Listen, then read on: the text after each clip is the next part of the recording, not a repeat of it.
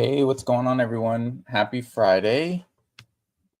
Um, Happy Thanksgiving to everyone yesterday.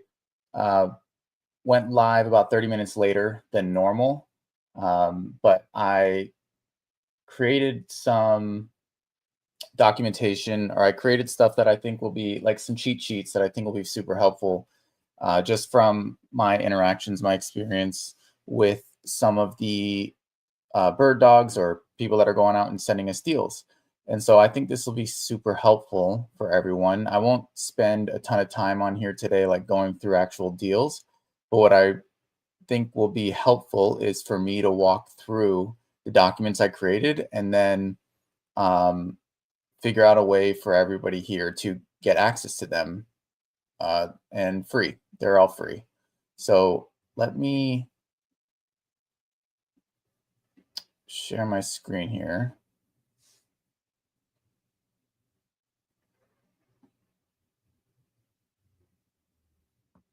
Okay.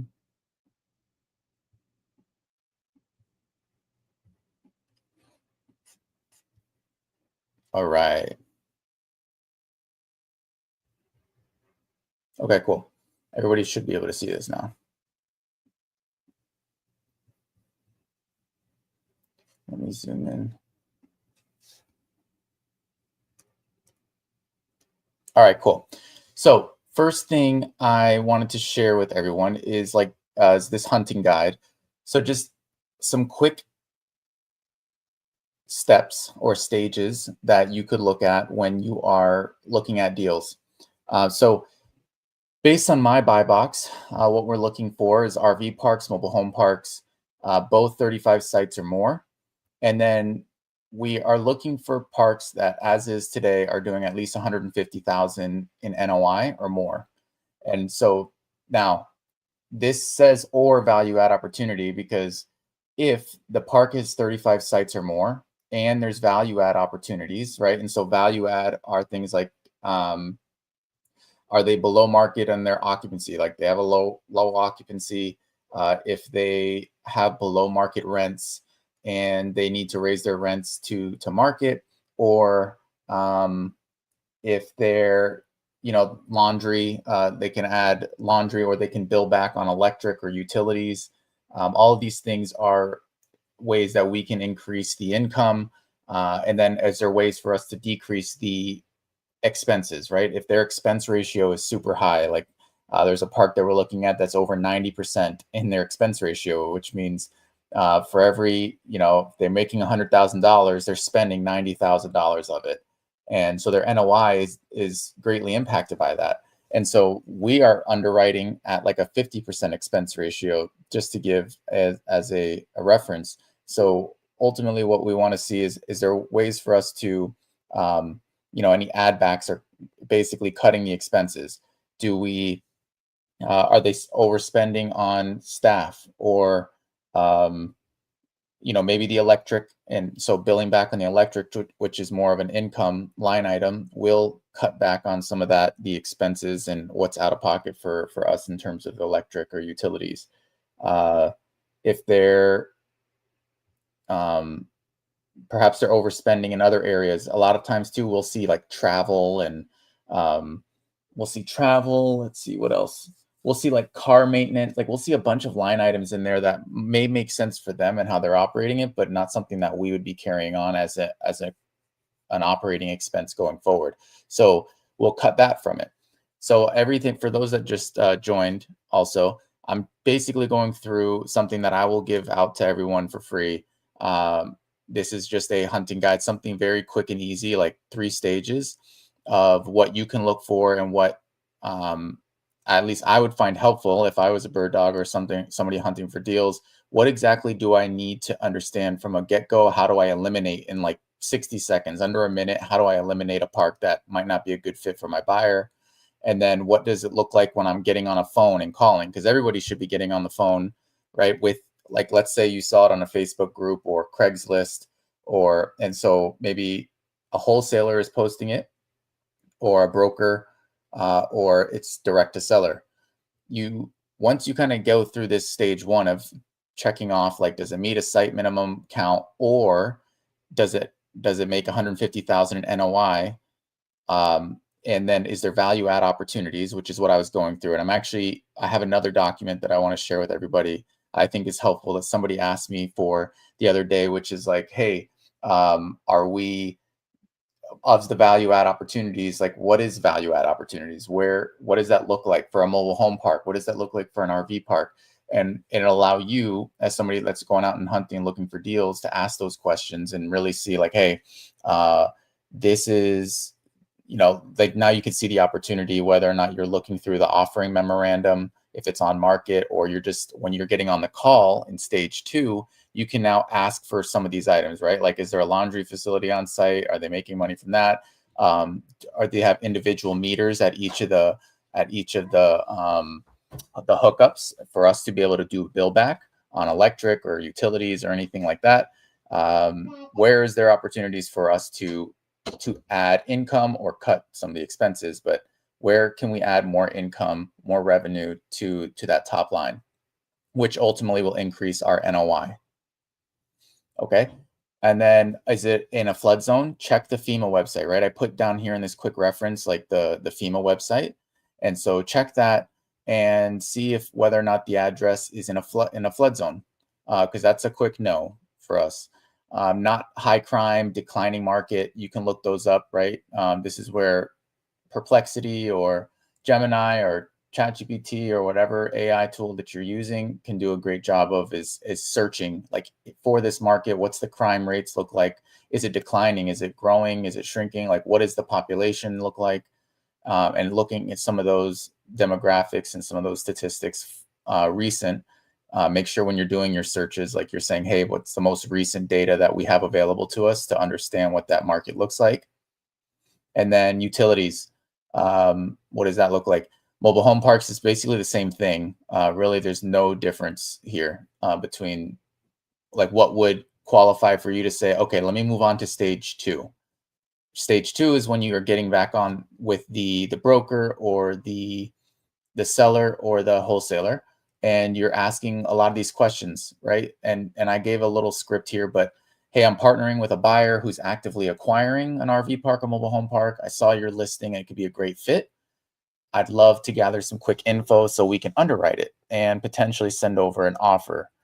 Do you have a few minutes? And then ask these questions, right? Like, these are some of the really good ones that, as for me, as I'm underwriting, it's helpful to understand. Why is the seller selling? Are they open to seller financing? Is there existing debt on the property? Those 3, I will ask you every single time. So if you find those answers out beforehand, it's even better.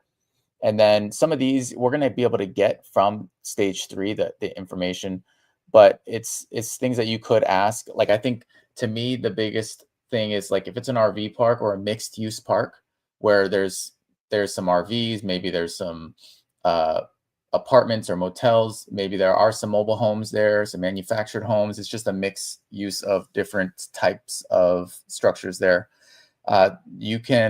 I would ask, like, what's that tenant mix look like, or what's that mix of people that are renting? Are they daily? Are they weekly? Are they month to month? Like, what does that mix look like? And because even if I get a rent roll or an occupancy report, a lot of times they don't clearly break that out of, like, what does my mix look like? If I have 50% of them are longer term, or and the other 50 is shorter term, week to week, day to day. So it's helpful to know that. Is there any deferred maintenance or known issues that I should know about? And then, what utilities are in place? Those are great questions, things that you can easily ask whenever you get on the call with whoever it is that you find the deal from, the seller, the broker, the wholesaler. All right. Stage 3 is packaging the deal, right? So what are the required documents that we will look at when, like, if you're sending a deal to me, I will always look for, is there a P&L, right? I want at least the 2024, the last full year, right? So once we go into 2026, like, I want that full year, that full previous year. It's even better if we can get the year before that. Not required, but it's really great to have at least 2 full years of a P&L to look at. And then a T12, right? Trailing 12 months of revenue and expenses as of today, or as soon as they have it. And then the rent roll and occupancy report. So again, like rent roll more for a mobile home park, occupancy report more for an RV park. But you can see the differences here, right? Like what's the tenant mix look like? What's the lot numbers? What's the rents, the date, the lease dates? That's more for mobile homes. And then RV parks, especially if it's more for transient guests, what's the daily and the monthly occupancy percentages? What's the average daily rates? And if it's on market, most likely they have an offering memorandum. So that's always helpful for us to have. It just gives us some good information and a pro forma too, right? So like a lot of times the brokers that are putting the OM together, they'll provide a pro forma, what they think the park can get to. Most of the time it's not entirely accurate, but it does give you some ballpark idea of where it could go. And then you just have to fact check it and go through that process too. But again, this is all about how quickly can we say no to a deal so we can move on to the next one. And then what does it look like for a deal that does move on to that next stage where we actually start to underwrite it and things like that. And then I put some bonus intel here. Any information that we have, like if there is an existing loan balance, what's that? How much of it is or what's that remaining balance look like? And if they are open to seller financing, like tell us your terms. What do they prefer? What would they consider? So we have a good starting point. Do they want a higher down payment? Do they want a higher monthly payment? They don't care so much as the down payment. All they care about is the price that we're going to purchase the park at. All these things are very helpful for us to be able to put together an offer that at least gets the seller what they're looking for or gets them close to what they're looking for. All right, cool. So I will provide, I guess the best way to get this, I'm going to provide a link after I'll put this together. I'll provide a link in the description of this.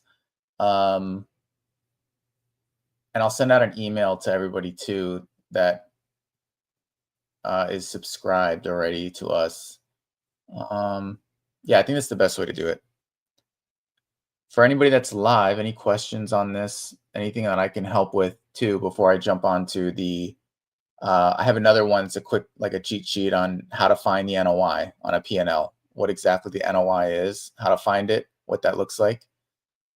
Any questions though, anything that I can help anybody with?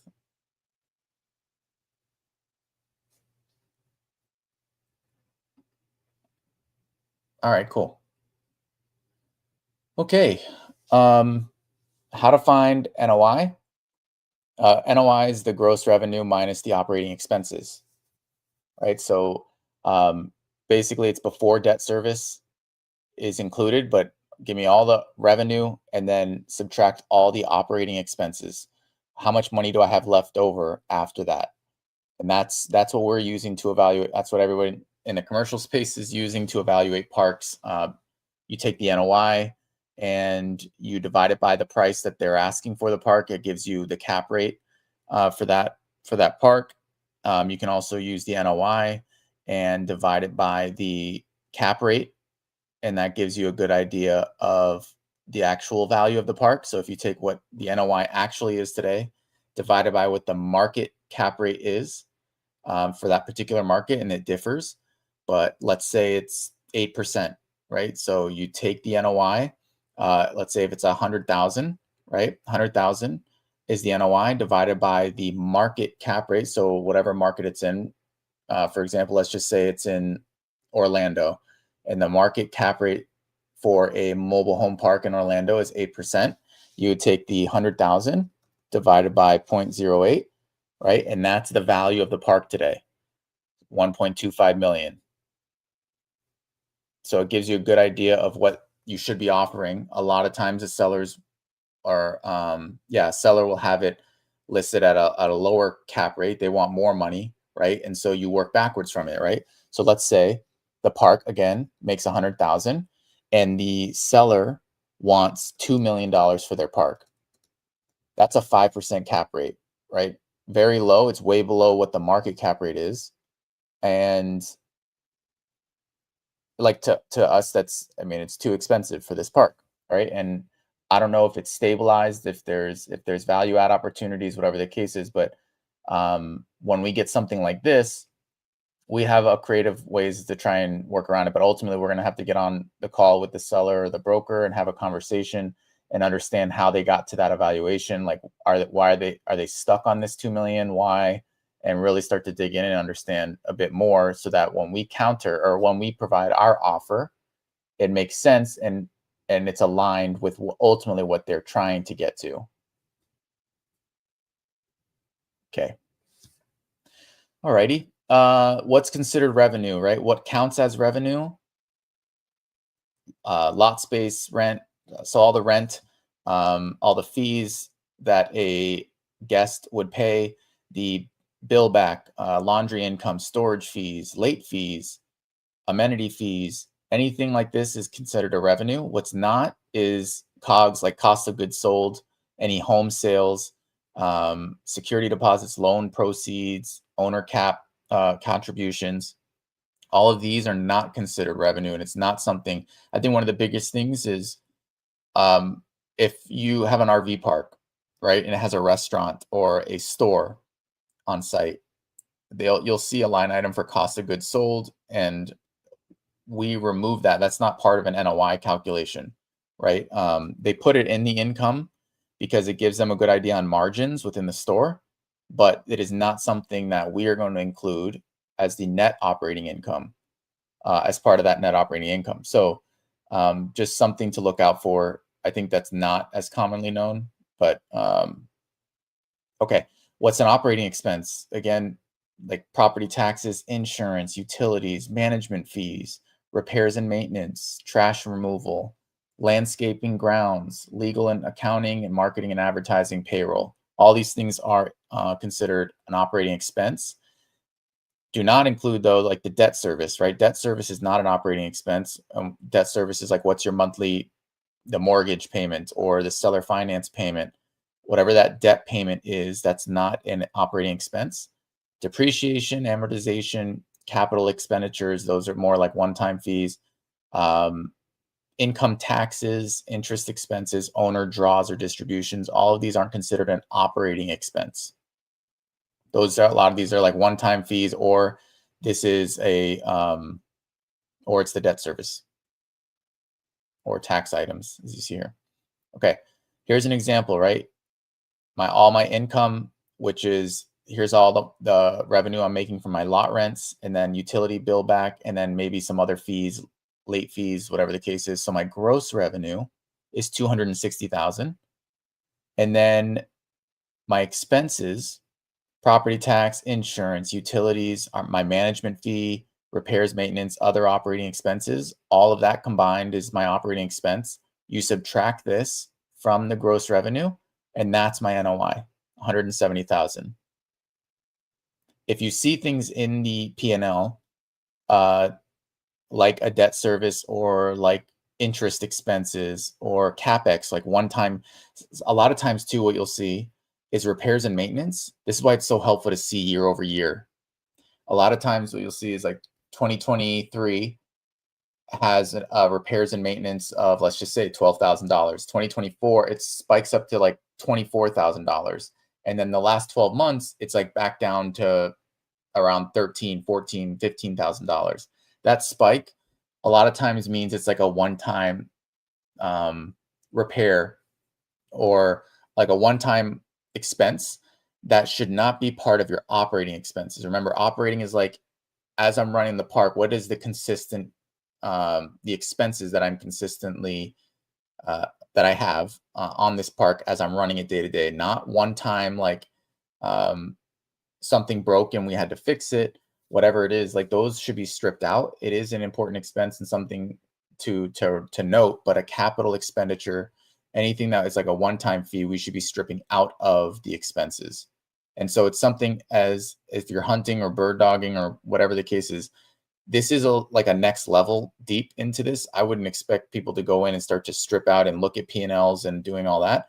I just wanted to share this with you all because I think it's helpful to know that when we're looking through this, these are the things that we're looking at, right? Like, what does that repairs and maintenance line item look at like year over year, so we can get a good idea and strip out anything that might be a one-time fee that the the owner just happened to lump in and under this repair and maintenance line item.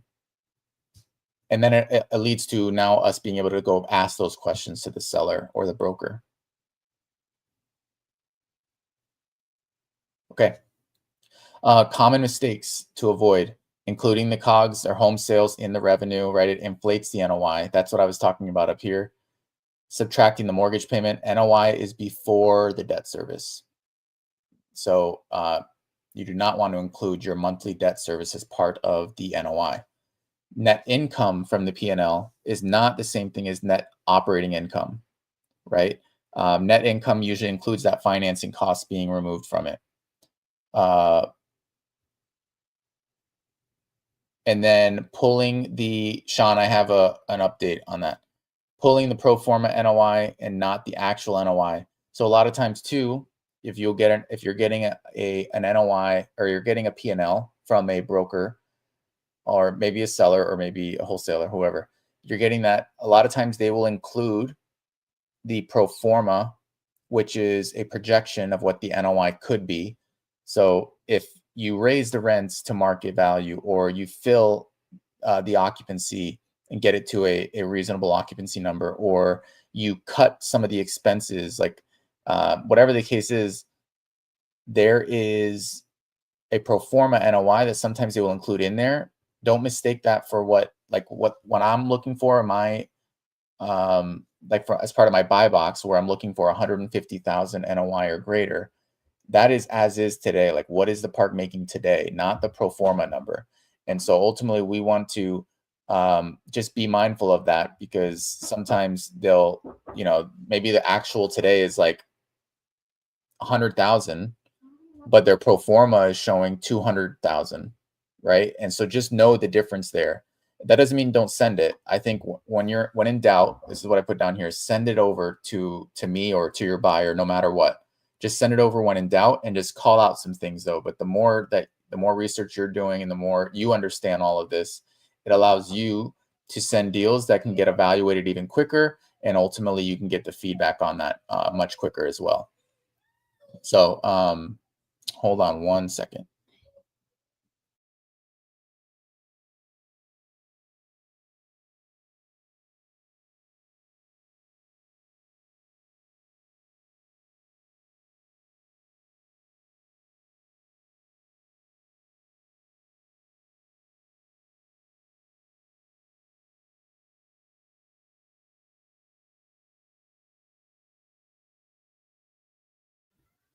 All right. So hopefully that's helpful. I'll make this available for everybody so that you all can use it. Okay, Sean, I don't know if you saw. So let me stop sharing. All right.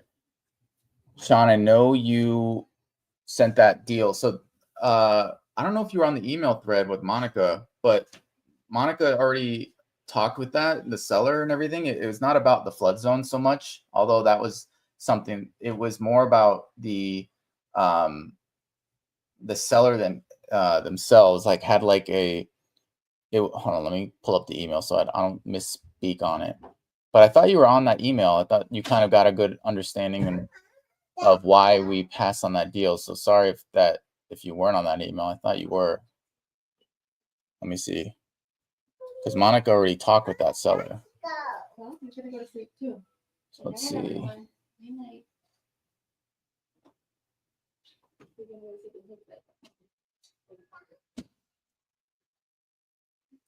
Monica, I'm just finding that email so I can call it out here.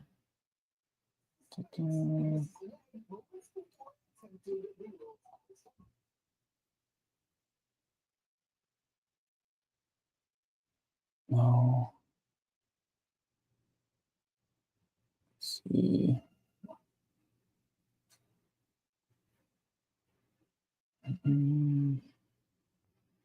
Where is this? What was the park's name? I can't find it. Let me see. Oh, here it is. I already spoke with the owner. He has a hard money loan, and this is not something The owner gambles in the stock market, is about to lose his house, has like 5 loans on it, on this property.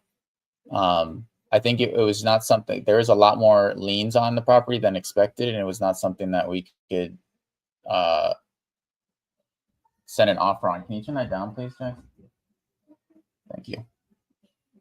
Hopefully that's clear, though. Hopefully that it was not about the flood zone, though, because Patrick was on that email, and I see that you weren't on that email. It's just back to me and Patrick. So I don't know if you were aware of that, all the loans that were on there, like there's like 5 loans on it. But anyways, yeah, thank you for following up on it. I didn't realize you weren't on the email. I know you meet with Monica regularly, so. But yeah, hopefully this is helpful, what I just broke down. So I'm gonna find a way to share this with you all. I'll probably send out an email to everybody that they can go and then access and download it. But to me, I think it'd be super helpful. So 2 things. One is a reference guide for a bird dog, and this will apply to anybody, right? Like, go down in 60 seconds. Does it meet some of their criteria for the buyer? Know their buyer's criteria, like very quick hitting items. And then number 2, pick up the phone and call the broker, the seller, the wholesaler. Here, I put a list of questions and a great intro, very easy to use. And then step 3 is getting the right financials and the documentation needed to send to your buyer, because they're going to ask for it if you don't send it, guaranteed, because it's needed for a for us to properly underwrite, right? The T12 is important at P&L for the full year, the previous year. So 2024 P&L in this instance. If we can get the 2023 P&L, even better. So 2 full years of the P&L at a minimum, though. It should be the at least 1 full year of P&L. And then the rent roll or occupancy report, depending, right? Mobile home park or RV park. And then the offering memorandum, if it is on market, the OM. And then the other guide that I put together is like, how do you find the NOI in the P&L? What is the NOI? How do you calculate it? What should be included and not included in the NOI? And then some of the common things that we see. I actually got a park sent to me the other day, that is a off-market mobile home park, and the NOI that was sent was actually much lower than what the actual NOI was when I went into the P&L, and it's because they sent the net income, not the net operating income. Net income is the net operating income subtracted by like the debt service, right? And so they gave me, and the numbers still worked for us, but it was actually, the NOI was like 500,000, and they sent me an NOI of like 250,000, like half of that, because they were sending the net income, which removed the debt service. So that reference guide will be super helpful, I think, as well, just when you're looking through, because ideally it's like, as you're going and hunting for deals for whoever the buyer is, you should have up this reference guide on one page, on one screen, and maybe, Crexy, Craigslist, LoopNet, Facebook, wherever it is that you're finding the deals on the other, so you can kind of quickly reference and knock out. I think the main goal is how quickly can you get to eliminating a park so you can move on to the next one.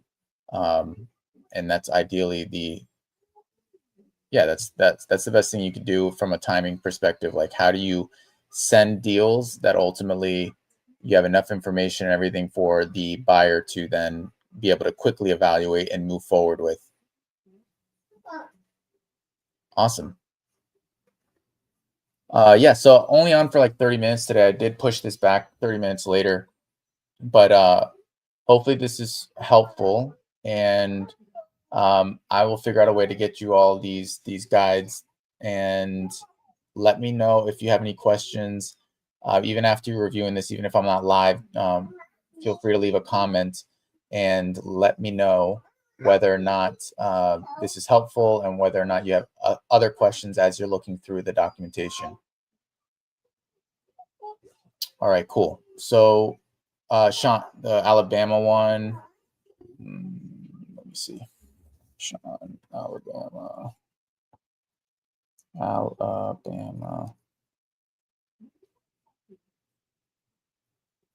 Oh, okay. In that city. Oh, yes. I think Patrick looked at this one. The self-storage one, right? and mobile home. Is that still available? I'm pretty sure Patrick looked at this. Is that still available? Do you know, Sean?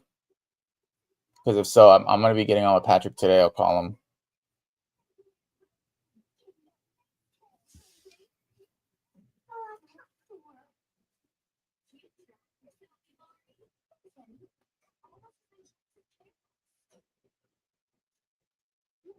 Okay, let me know. Yes, it is. Okay, cool. Perfect. All right. Let me see whether or not Patrick ended up getting on the phone with them. And if not, we'll have to set up a call with the broker to have that conversation. Okay. I'll get back to you on that one today.